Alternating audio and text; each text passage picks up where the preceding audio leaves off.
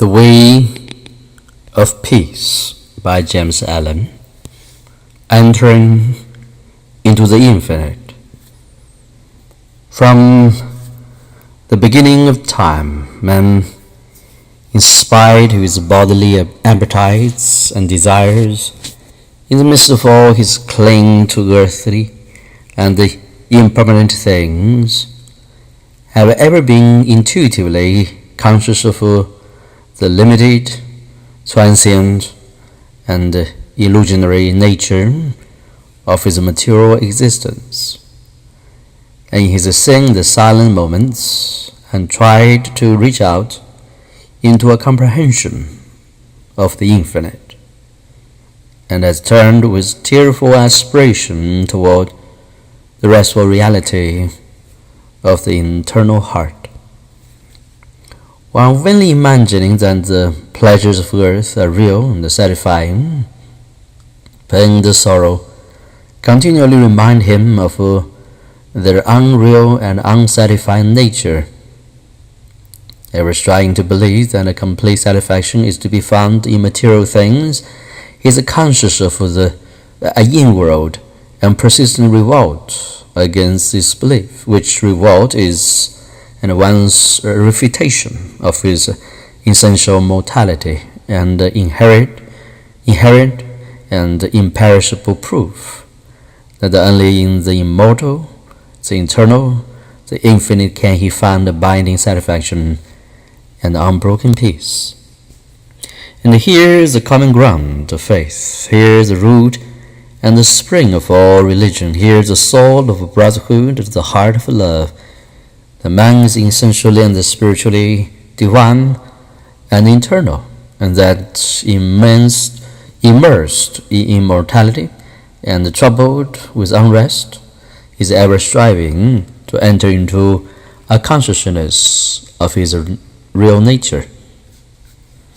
The spirit man is inseparable from the infinite, and can be satisfied with nothing short of the infinite, and the burning pain will continue to weigh upon man's heart, and the shadow of sorrow to darken his pathway until, ceasing from his wanderings in the dream world of matter, he comes back to his home in the reality of the eternal.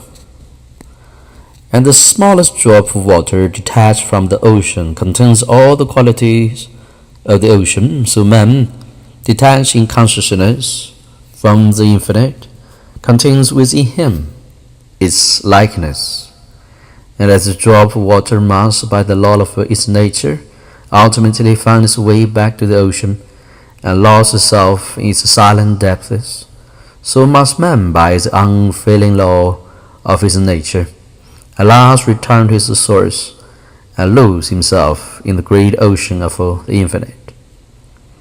To re-become one with the infinite is the goal of man. To enter into perfect harmony with the eternal law is wisdom, love, and peace. But this divine state is and must ever be incomprehensible to the merely personal.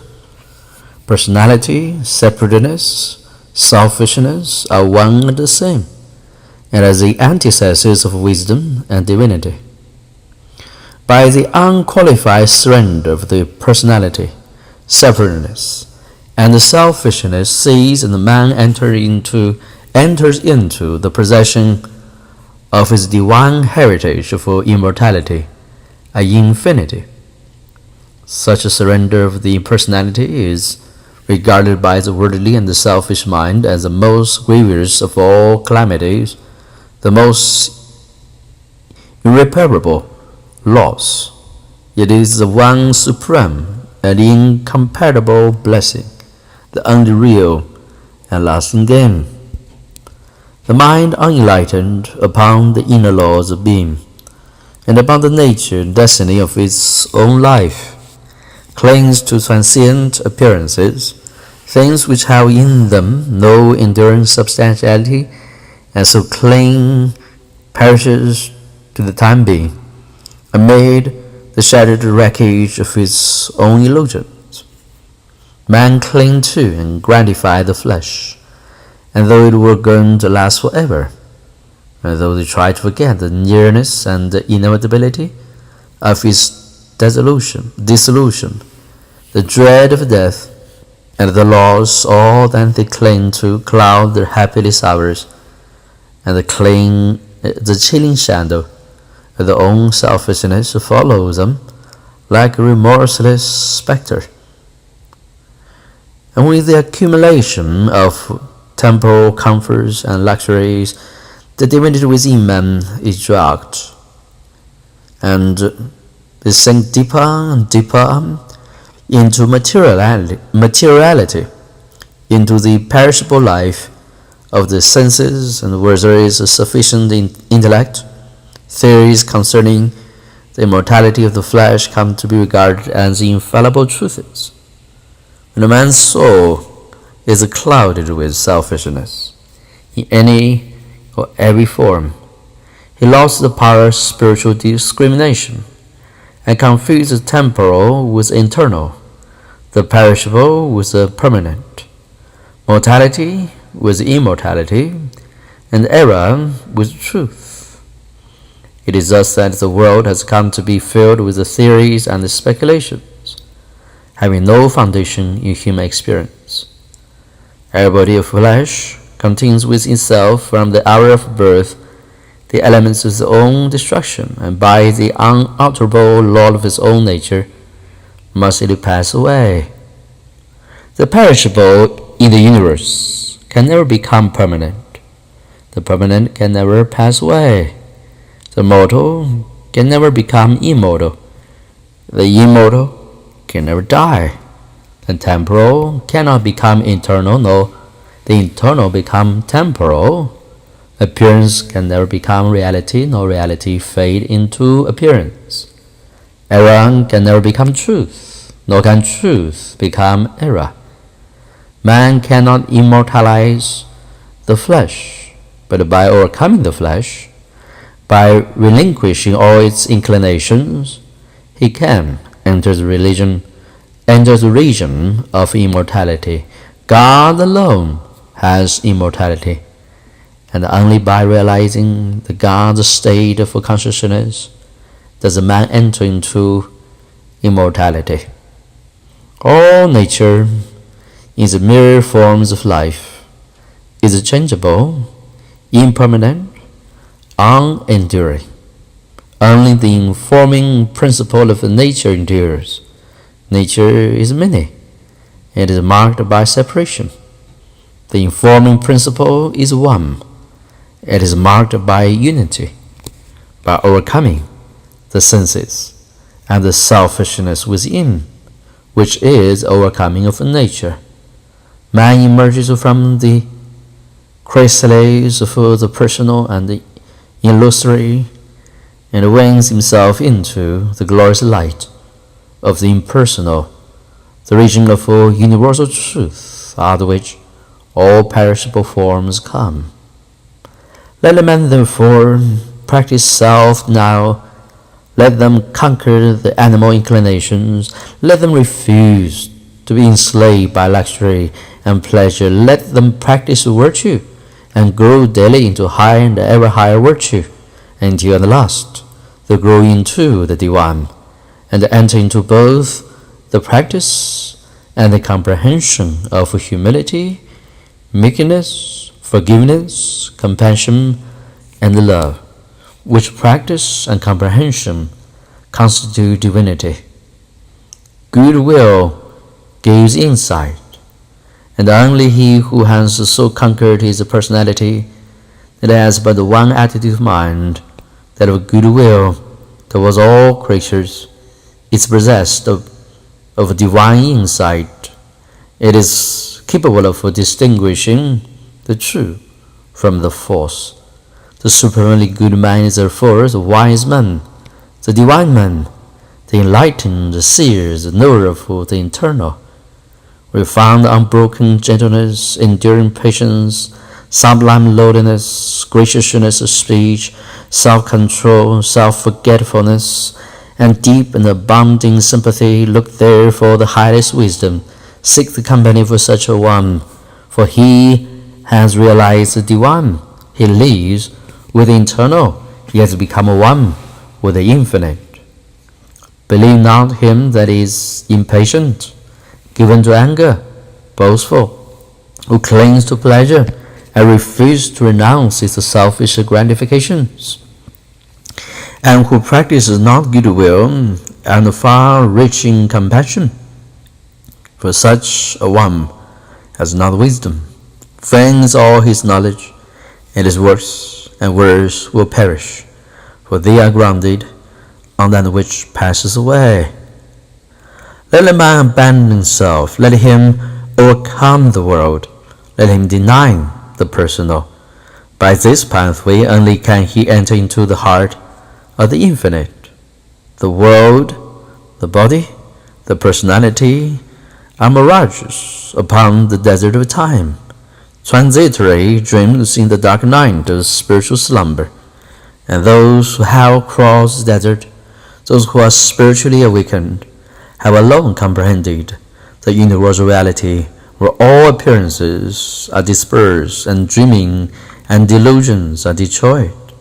There is one great law which exacts unconditional obedience, one unifying principle which is the basis of all diversity, one eternal truth wherein all the problems of earth pass away like shadows. To realize this law, this unity, this truth, is to enter into the infinite, is to become one with the eternal. To center one's life in the great law of love is to enter into rest, harmony, peace, to refrain from all participation in evil and discord, to cease from all resistance to evil, and from the omission of that which is good, and to fall back upon unswerving obedience to the holy calm within, is to enter into the inmost heart of things, is to attain to a living, conscious experience of that internal and infinite principle which must ever remain a hidden mystery to the merely perceptive intellect. Until this principle is realized, the soul is not established in peace, and who so realizes is truly wise, not wise with the wisdom of the learned, but with the simplicity of a blameless heart and of a divine manhood. To enter into a realization of the infinite and eternal is to rise superior to time and the world and the body, which comprise the kingdom of darkness, and is to become established in immortality, heaven, and the spirit which make up the empire of light. Entering into the infinite is not mere theory or sentiment. It is a vital experience which is a result of assiduous practice in inward purification. When the body is no longer believed to be, even remotely, the real man, when all appetites and desires are thoroughly subdued and purified, when the emotions are rested and calm, and when the oscillation of the intellect ceases and perfect poise is secured, then and not till then does consciousness become one with the infinite. Not until then is childlike wisdom and profound peace secured. Men grow weary and gray over the dark problems of life, and finally pass away and leave them unsolved because they can see their way out of the darkness of the personality, being too much engrossed in its limitations, seeking to save his personal life. Man forfeits the greater impersonal life in truth, cling to the perishable. He is shut out from the knowledge of the eternal. But the surrender of self, all difficulties are overcome, and there is no error in the universe, but the fire of inward sacrifice will burn it up like a chaff. No problem, however great, but it will disappear like a shadow under the searching light of self-abnegation. problems exist only in our own self-created illusions, and they vanish away when self is yielded up. Self and error are synonymous. Error is involved in the darkness of unfathomable complexity, but internal simplicity is the glory of truth. Loud the self, such men loud from truth. They seek in their own personal happiness. They lose the deeper, purer, the more abiding bliss. Says Khalil, there is in man a higher than love of happiness. He can do without happiness, and instead thereof found blessedness. Love not pleasure, love God. This is everlasting yea, wherein all contradiction is sought, wherein whoso walks and works is to dwell with him. He who has yielded up then the self, that the personality, that the man most love, and to which they cling with such fierce tenacity, has left behind him all perplexity, and has entered into a simplicity so profoundly simple as to be looked upon by the world, involved as it is in the network of error, as a foolishness. In such a one has realized the highest wisdom. It is a rest in the infinite.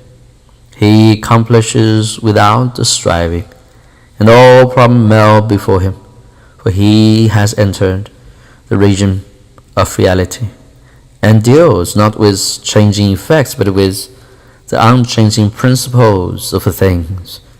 He is enlightened with a wisdom which is superior to ratiocination, as reason is to animality. Having yielded up his loss, his errors, his opinions and prejudices, he has entered into possession of the knowledge of God.